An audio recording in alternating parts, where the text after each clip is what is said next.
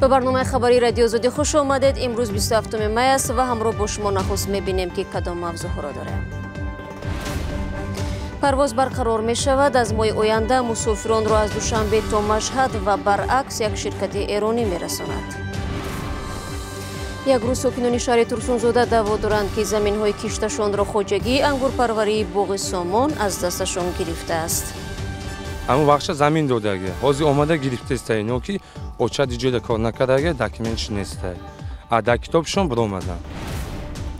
میخواهند قالب شکنی کنند و یا تحصیل و جای طلبندگی. بعضی زنان لولی تلاش دارند به زندگی نو رو آرند اما میگویند راههایشان بسته است.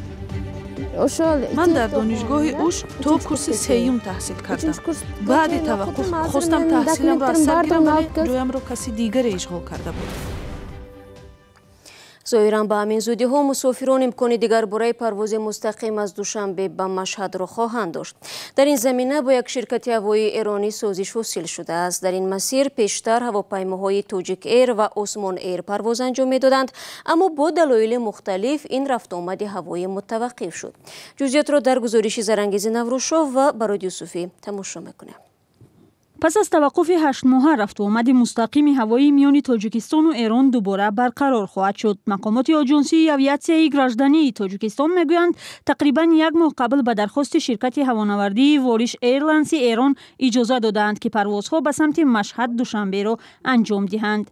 شرکت هواپیمایی واریش ایرلاینز اومد با حجت‌های درکاری ما همه حجت‌هاش رو دیدیم، نظارت کردیم، سنجش کردیم و به این شرکت شکل فرم ایری این شرکت رو برای اجازه پرواز دادیم. نمایندگی شرکت واریش ایرلاینز در دوشنبه شروع به فعالیت کرده است و فروش چیپته‌های خط‌سیری دوشنبه مشهد دوشنبه الکی شروع شده است. فروش چیپته در شرکت واریش ایرلاینز از 15 می شروع شده است و نرخ چیپته هم برای یک طرف از 2360 سومانی شروع می شود. برای دو جانب 3570 سومانی گفته می شود.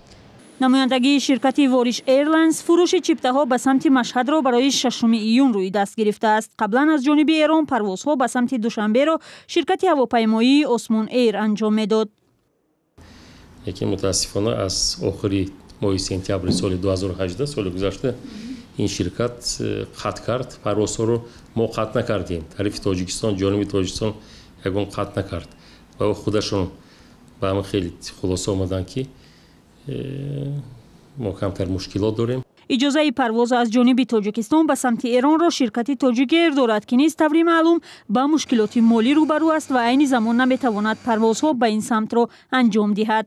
تا این زمان ساکنان تاجیکستان به سمت ایران از طریق مسیر استانبول ترکیه و یا شهر دبی امارات متحده عرب سفر میکردند که برایشان چند برابر گران تمام میشد. جایز به تاکید است که در گذشته شرکت‌های هوایی عثمان ایر و همین گونه توجیک ایر گفتند که پرواز دوشنبه به مشهد و برعکس رو بنابر مشکلات اقتصادی و کمبود مسافران باز داشتند و این مسئله جلوی سیاسی ندارد. خب برخی از ساکنان شهر ترسونزاده ادعا دارند که آنها را از منبع درآمدشان محروم کردند. شکایت این ساکنان از بازپس گرفتن زمین‌های پرزیدنتی است که 12 سال پیش برایشان داده شد. حالا این قطعه‌های زمین‌ها به خواجگی انگورپروری باغ سامان داخل کرده شدند. در جواب مسئول خواجگی باغ سامان میگوید تا این دم برای زمین‌های انداز می‌سپارید که عملاً در اختیارش نبود. چنانچه روی موضوع در گزارش شادمانیتی. یک گروه ساکنان شهر ترسونزاده دعوا دارند زمین‌های کشتشان را که بیش از 20 سال منبع درآمدشان بود خواجگی باغ سامان از دستشان گرفته است. قطعه‌های زمین سالهای 1995 همچون زمین پرزیدنتی به ساکنان داده شده بود. شخصیتی که میبره همین زمین من گرفت. من باغ با خوش میکرده. همین 5 گکتار من اینجا زمین هست، همه آدم‌ها گرفت همشه. بعضی از ساکنان میگویند حجت‌های ضروری را دارند و به مقامات هم مراجعت کردند. مقامات نه تنها حجت‌ها را به نظر نگرفت بلکه آنها را غیر قانونی دانسته از اعتبار ساقط کرده است.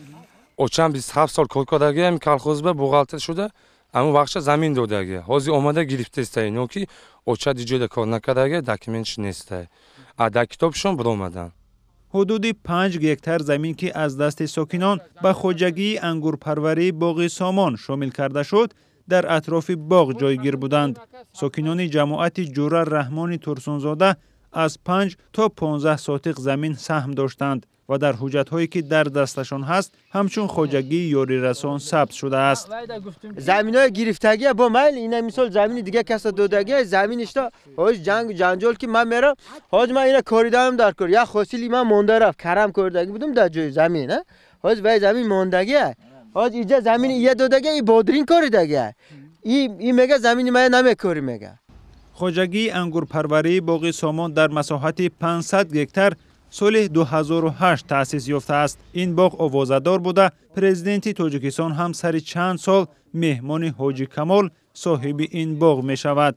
مسئولان باغ سامان میگویند از 500 گکتار زمین در حجت‌ها درج شده 18 گکتارش در اختیار آنها نیست.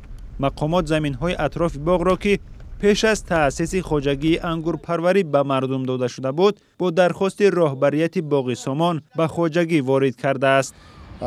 ما با قرار قطع 500 گکتار زمین جدا شدگی لیکن در محل همون 18 گکتار زمین نمیرسد. ما مکتوب قطع برآمدیم همون وای کردن با مساعدت نمایید گفته لیکن ما همون 10 سال زیاد 11 سال شده است که همون نارسیدگی زمین‌های هم اندازش سپرده آمده استادیم. زمین‌های پرزیدنتی دو مراتبه سال‌های 1995 و 97 برای کشت و کار به ساکنان یک عمره داده شد و آن سالها یگانه حجت زمین روی خط ساکنان در بایگانه ناحیه بوده است. بعد از سال 2012 قسمی از ساکنان زمین‌ها را سرتیفیکات کردند. مسئولان اداره زمین شهر ترسونزاده میگویند سنجش آنها نشان داد قسمی از ساکنان در روی خط اساسی نیستند و دادگاه با این سبب سرتیفیکات آنها را بیکار کرده است.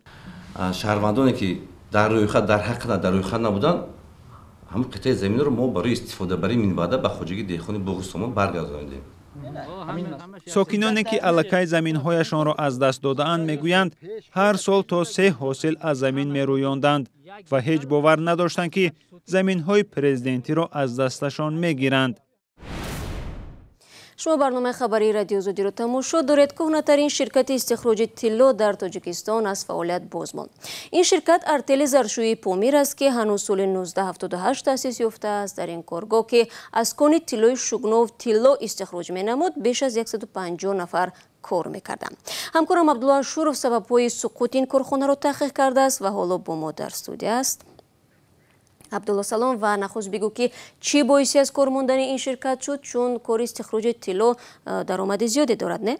سلام بله استخراج طلا کار پر درآمد است اما بحث و کشمکش‌های دادگاهی میان سهامان باعثی از کار ماندن ارتل ظرفشویی پامیر شده است. این شرکت طور در آغاز گفته کهن‌ترین شرکت استخراج طلای تاجیکستان است که همکنون به دست یک شرکت آفشوری گذشت که مالک نهاییش تا به آخر معلوم نیست. عین زمان مالک ارتل ظرفشویی پامیر شرکت تاجیک امیرات بریتیش ماینینگ کمپانی است و آن را چینی ها رهبری میکنند. بنابر اطلاع کمیته اندازی تاجیکستان این شرکت به نوبه خود به شرکت آفشوری با نام وست اوشن تعلق دارد که نام مالکانش تا به آخر معلوم نیست. خب اگر خطا نکنم تو یک سال پیش شرکت ارتل ظرفشویی پامیر به دو شهروند تاجیکستان تعلق داشت.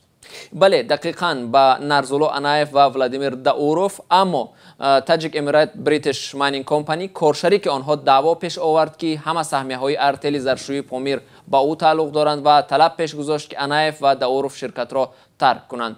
بحث جانب‌ها تا به دادگاه عالی اقتصادی تاجیکستان رسید و در آخر این دادگاه را به فایده شرکت تاجیک امیرات بریتیش ماینینگ کمپانی حل کرد. اما در این میان انایف و داوروف که ظاهراً نخواستند شرکت را به آسانی از دست دهند نه تنها از سهمیه‌های ظرفشویی محروم گشتند بلکه بازداشت گشتند.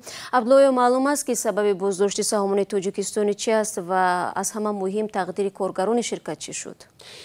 شهلا سید کامل قربانوف وکیل مدافع انایف و داوروف گفتند از بازداشت زیرهمه‌هایش حدود 6 ماه سپری می شود اما دادستانی کل هنوز هم تفتیشات را انجام نکرده است. تفتیشات این دو نفر را به تصرف مبلغ و واسطه‌های مالی جمعیت سهامی ایبدار می‌کند. ارتل زرشویی پامیر سالهای اخیر از موضع کان طلای شگناو 25 کیلو طلا استخراج میکرد، اما همکنون این شرکت یک زمان عظیم که 10 میلیون سومانی به بودجه دولت فایده می آورد و تا 150 نفر را با کار تامین میکرد کاملا از کار مانده است. اکثریت کارمندان با تجربه این شرکت مثل دیگر شهروندان تاجیکستان به روسیه به مهاجرتی کاری رفتند. باعث تاسف است البته. خوب تشکر عبدالله برای صحبت فراگیر.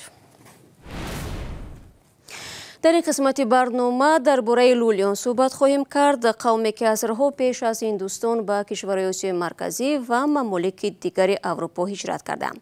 در هر دولتی که آنها سکونت کردند زبان مردم همانجا را پذیرفتند، ولی کسب خود یعنی طلبندگی را کنار نگذاشتند. هرچند بعضی از زنان لولی هم میخواهند زندگی خوب و تامین و کار مناسبی داشته باشند. مومن احمدی موضوع را ادامه می‌دهد.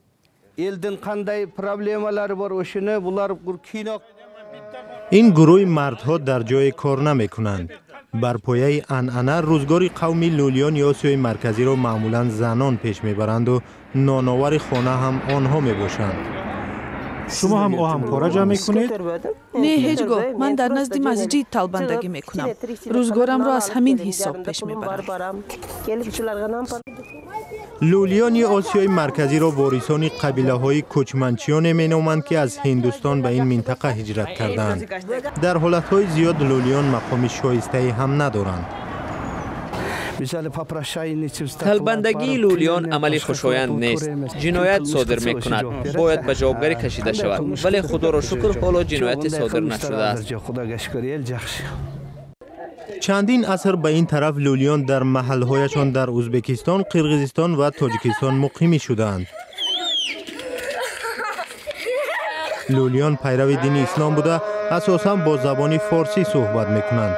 اکثر لولیان به تحصیل و کار دائمی زیاد توجه نشان نمیدهند. چرخانیدن روزگاری عائله های لولی از حساب طلبندگی زنان به عمل میآید. سالخورده ها در پی نگاهبین کودکان هستند. بعضی جوانان کار میکنند. مردهای لولی چند همسر داشته میتوانند. یک شب اینجا و شب دیگر در جای دیگرم. هر روز جایی نو؟ بله، فقط روزهای دوشنبه استراحت میکنم. ولی بعضی جوانان لولی میخواهند عنعنه ها را شکنند. مدینه پولی از طلبندگی به دست آورده‌اش را برای تحصیل صرف کرده امید دارد که روز معلمه می شود. اما حالا پول ندارد و مجبور است تحصیل را متوقف کند. من در دانشگاه اوش تا کورس سیوم تحصیل کردم. بعد توقف خواستم تحصیلم را از سر گیرم ولی جایم را کسی دیگر اشغال کرده بود. اما مدینه به تقدیر تن نداده است. و خبر دیگر هم هست از افغانستان. در پی ترکیش یک مینی اتوبوس در کابل که به آن بمب نصب شده بود 10 نفر مجروح شده است. این ماشین کارگران حکومتی را انتقال میداد. سخنگوی وزارت امور داخلی افغانستان گفت بمب صبح 27 می و در لحظه های ترکید که کارمندان وزارت امور دینی به کار می رفتند. یکی از مجروح شده ها در حالت سنگین قرار دارد. هنوز هیچ گروه یا نفر مسئولیت این حادثه را به دوش نگرفته است، ولی در گذشته معمولا چنین حمله ها را اعضای طالبان و جنگجویان گروه دولت اسلامی انجام دادند. هفته گذشته در پی ترکیش در یک مسجد کابل به هنگام نمازگزاری 3 نفر از جمله یک روحانی با نفوذ کشته شده، دست کم 20 نفر مجروح گردیدند.